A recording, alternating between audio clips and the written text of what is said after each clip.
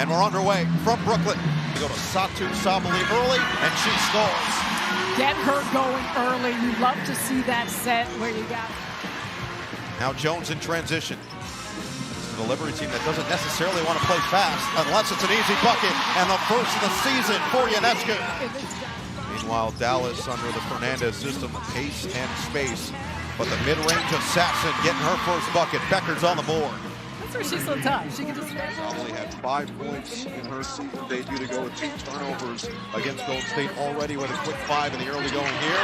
And Ionescu is now 2 for 2. Ionescu will slow it down, dump it in. Jones to the basket. Timeout Dallas. First miss of the day for New York. Shepard all the way with a fend off and finish. Outweighs those. Strong drive, Shepard probe, the shovel, and the finish. Azzi Fudd filling the lane. Full court pressure from Fudd. Azzi, the fellow rookie who has been spectacular in the early season here for New York. Marco loves just her feel for the game, and that's exactly what those two have had. Final 90 seconds of the first for Fudd. Pick and pop, Career thought about it. Becker's going to be out there a lot because she does things like that for New York. Tennis shoot on the back down. It's Stewart. Flies over the top and put it in. Becker's on the outside. Shepard. Fake. Couldn't drive. Becker finds the space. Too easy. That doesn't go down, but that is an example and a clinic of what the Wings want to do offensively. Sabali the post and the finish. Count it and a foul. Fudd wants to drive. Becker's takeover mode with 5 on the clock. Outside of Gumbawale. Lost it. And a turnover. Ionescu running with Sabali. She'll pull. She'll hit on 3. Back to a 7-point cushion for New York. Gumbawale for 3.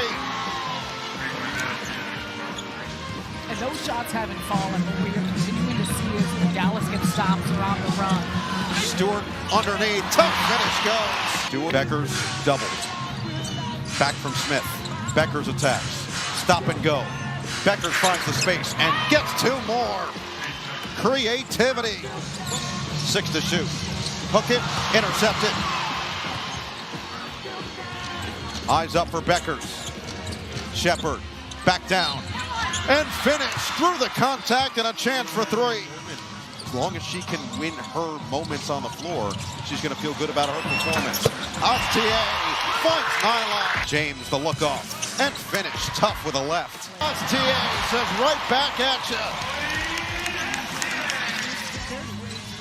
Gumbawale with 5 to shoot. This is where she thrives. The step back 3 is money. Azzi on the outside. Pick and roll. Jones couldn't catch it clean. No real numbers. Seegers doesn't care. She'll pull.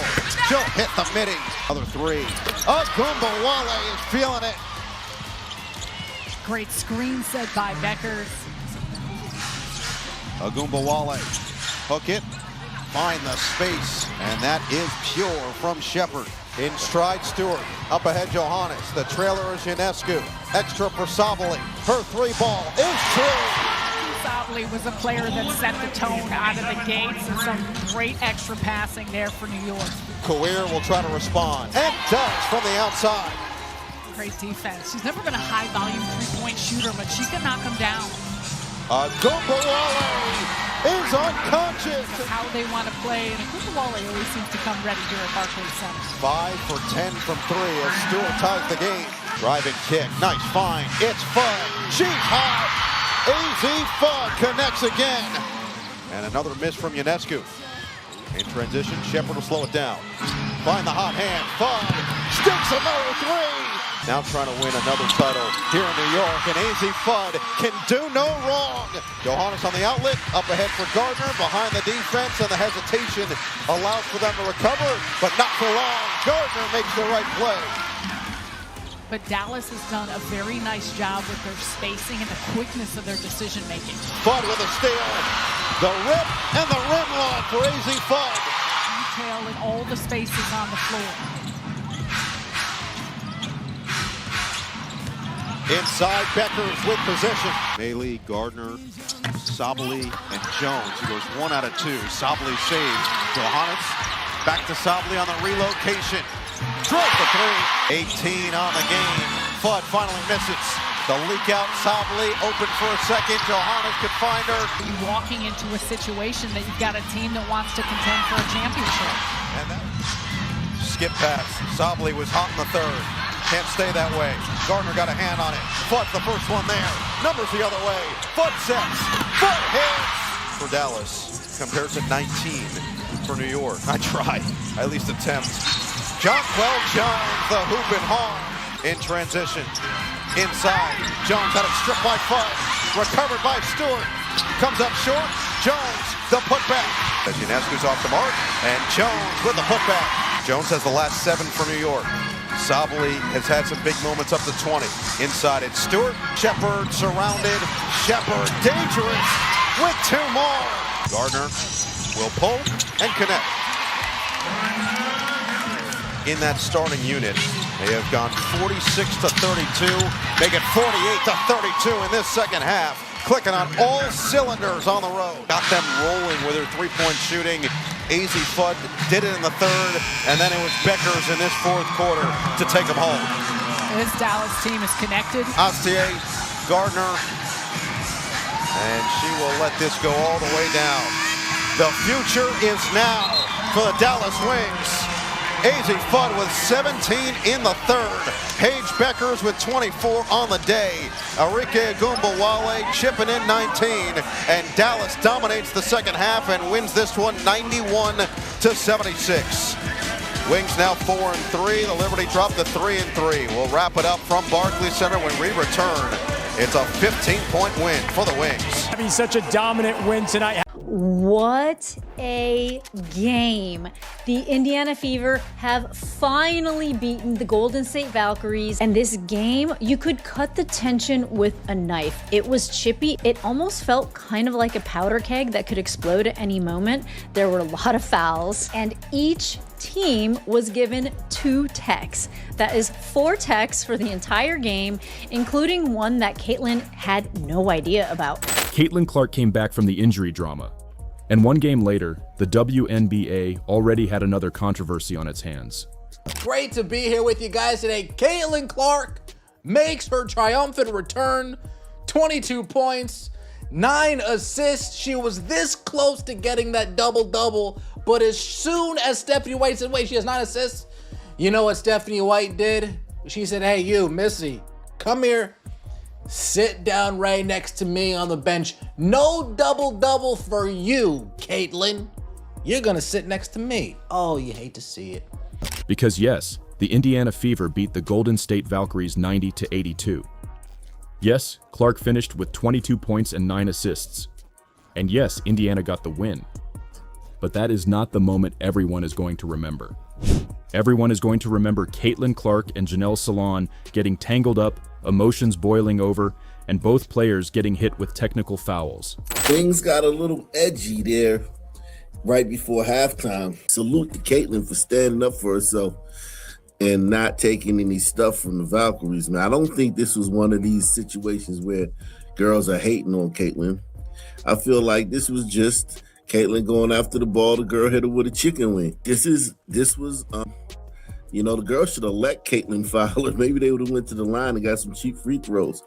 I do not think this has anything to do with girls hating on Caitlin. I did not get any of that from the Valkyries today, man. I just got that they're a tough team. Not like tough as like the Raiders or the Detroit Pistons, but they're a tough, solid team. They play the right way. They're a very, very good team. And that moment told us everything. Because this was not just a normal bit of contact. This was Caitlin Clark being tested again. Clark had just missed the previous game against Portland with back soreness. So before she even stepped onto the floor against Golden State, there were already questions everywhere. Was she healthy? Was Indiana being careful enough? Was the Fever handling her body properly? And could she still take the kind of physicality every team is clearly throwing at her? Golden State did not wait long to find out. They got into her space. They made her work. They tried to make the game uncomfortable. beat a very, very good team tonight, and we had to be tough. You're not going to beat them being soft. Caitlin set the tempo by, standing up to them. And this right here, these girls was going at it. Everybody was trying to get switched on to Caitlin. Also, I think Lexi, she with a crossover too later. This girl got a mean crossover, Tiffany Hayes. And she was getting to the rim at will, all as they could get it, was giving it just as much as they was getting it. This is the type of team. And look at Maisha. Both teams players came in, but salute to Caitlin, man. She showed good toughness tonight. And eventually, it boiled over. Clark and Salon got tangled during a rebound battle. Arms locked. Bodies came together. The frustration spilled out. The officials stepped in, and both players were given technical fouls. Now, with most players, that is a quick moment and everyone moves on. But Caitlin Clark is not most players. Oh, you hate to see it. Caitlin Clark, logo threes, FU threes, 3-level score, taking it to the rack, mid-range fadeaways, FUs. Love to see it. Her and Tiffany Hayes going head-to-head, face-to-face at half court. Caitlin Clark pulling up from long range. Tiffany Hayes turning around, looking at CC. Caitlin Clark says, let's go. Me and you right now. And as soon as that occurred, Tiffany Hayes couldn't hit a layup for the rest of the game. As soon as that moment transpired, Tiffany Hayes was too worried about sticking it to CC. She forgot how to play basketball. Ooh, it was bad. Every bump gets clipped. Every reaction gets debated. Every hard foul turns into a national argument. And every time another player gets physical with Clark, fans ask the same question. Is this just normal WNBA toughness? Or is Caitlin Clark being targeted again? That is why this moment exploded. Not because it was the wildest altercation ever. It wasn't. It exploded because of the context. In the fourth, Indiana Fever's clearly going to win this game, but that's not the storyline. The storyline of this today is the situation between Caitlin Clark. Now, yes, reports was coming out about her back injury. Now, after doing further research, looking online, going through some footage, and I do not got this clip of Caitlin Clark being on the bench and she did not look like she wanted to get up during a timeout break. Like most of the time we see Caitlin Clark jump up, go to the huddle with the team. It was a lot of times, a lot of this. It was a whole lot of her looking off into space.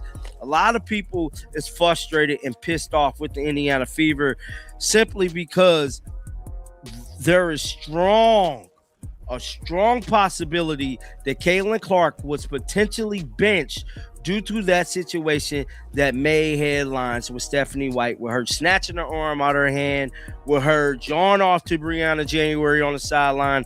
There is a lot of fans that is saying today that there is something going on with Caitlin, and there is definitely something going on within the locker room of the Indiana Fever, and that's what we're finna talk about right now. Live on American life.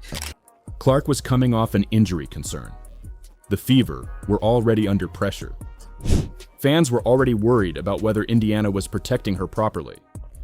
Therefore, when Salon got physical and Clark reacted, it instantly became bigger than one play. It became another example of the Caitlin Clark problem the league still does not know how to handle, because Clark is in an impossible position. If she stays quiet, people say she is getting pushed around. If she fires back, people say she is too emotional. If she complains, people say she wants special treatment. If she says nothing, the physicality continues. So what is she supposed to do? That is why this moment mattered. If they shell scrub is telling the truth, how do you report no injuries yesterday? If you knew this was a strategy, it should have been announced at the beginning of the season, so people could buy tickets according to the Indiana Fever. Now, somebody sent me this photo of Caitlin Clark at practice yesterday, and this photo right here shows Caitlin Clark demeanor yesterday at practice. So as you guys can see there, it's almost like they're making Caitlin Clark take a timeout. Not in game terms, but you know how like when you was a kid, you got to go take a timeout because you was mouthing off to the teacher. That's what this photo right here looks like. This looked like Caitlin Clark is just in limbo right now. And what's crazy about all of this is that Clark did not just react because of one rebound. She reacted because every game now feels like a test. Opponents are not just trying to guard her, they are trying to shake her. They press her full court. They bump her off the ball. They crowd her landing space. They talk. They reach. They make her fight for every inch. And the goal is obvious. Make Caitlin Clark uncomfortable. Make her rush. Make her angry. Make her respond.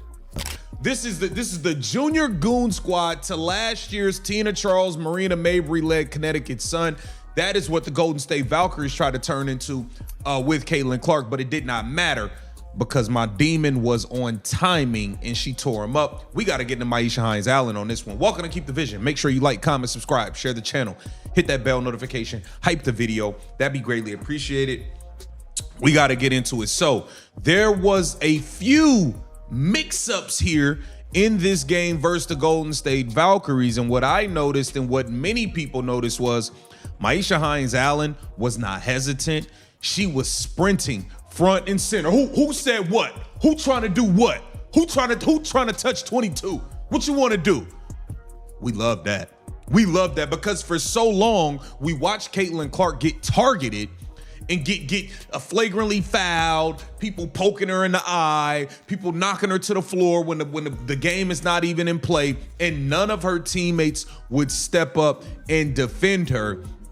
That's a part of the reason why Sophie Cunningham went up to 1 million followers overnight, because we saw, okay, she understands the benefits that she's gonna get coming to play with Caitlin Clark, the style of play, all of the off the court stuff, but at least she's willing to do her part and protect the GOAT. That's part of the reason why we love Sophie Cunningham, and that's just the fact. Because if you can get Clark out of rhythm, maybe you can get the Fever out of rhythm too. That is the battle Golden State was trying to win. But here's the part that should worry the rest of the WNBA. Clark still got the last word. She finished trolling the floor. And that is what people should be talking about. Because this was not just Caitlin Clark snapping. This was Caitlin Clark showing she can be pushed, tested, annoyed, and still impact winning. That is a scary sign. The league already knows about the shooting. Everyone knows about the logo threes. Everyone knows the passes can break a defense in 1 second. But the next stage of the Caitlin Clark story is about toughness. Can she survive the physicality? Can she handle the cheap contact? Can she stay composed when opponents clearly want a reaction? Against Golden State, we got part of that answer. She is not backing down. And honestly, that is what Fever fans wanted to see. They do not want Clark playing scared. They do not want her absorbing contact all night while everyone else just watches. They want to see the edge. They want to see her stand her ground. They want to see her make it clear that if teams are going to test her, she is not just going to smile and walk away every time. But Indiana also has to be careful, because this cannot become Clark fighting alone every night. That is how this gets dangerous. The Fever need to protect their star better, not by making her soft, by making sure she is not constantly left in chaos. Teammates need to be present. The coaching staff needs to control the tone. The offense needs to give her rhythm. And the Fever need to make sure Clark is playing basketball, not constantly battling through emotional traps. Because opponents are going to keep doing this. They have seen how big the spotlight gets when Clark reacts. They know if they bump her, grab her, talk to her, or frustrate her, the whole game changes. So every team will try some version of it. That is why the Salon moment matters going forward. It was not just one heated exchange. It was a preview. This is how teams are going to play Caitlin Clark. They will test her body. They will test her patience. They will test the refs. They will test Indiana's response. And they will try to find out how much she can take before she loses focus. But the problem for them is this. Clark is learning too. She is learning when to respond, when to walk away, when to use the anger, and when to turn the entire moment back into basketball. That is what happened against Golden State. Salon tried to match her physically. Clark fired back. The officials gave them both technicals. The clip went viral. But Clark still walked away with the win. Regular season game. Clark gave them another national debate. And the Fever got another reminder of what they have. A player who can bring drama, attention, production, and winning all in the same night. That is why this game matters. Not because Caitlin Clark got a technical foul, but because she got tested, fired back, and still delivered. She came back from injury concerns. She took the contact. She stood her ground. She ran the offense. She helped Indiana win. And she reminded everyone that the Caitlin Clark experience is never just about the box score. It is the shot making, the passing, the pressure, the emotion, the controversy, the reaction, the feeling that every single game could turn into something bigger. And right now, the rest of the WNBA is learning a difficult lesson. You can try to rattle Caitlin Clark. You can try to make her uncomfortable. You can even drag her into a heated moment. But if she still walks out with the win, you did not expose her. You only made the spotlight brighter. And after what happened with Janelle Salon, one thing is clear. Caitlin Clark is not backing down from anyone. If you're still watching, drop Clark fired back in the comments.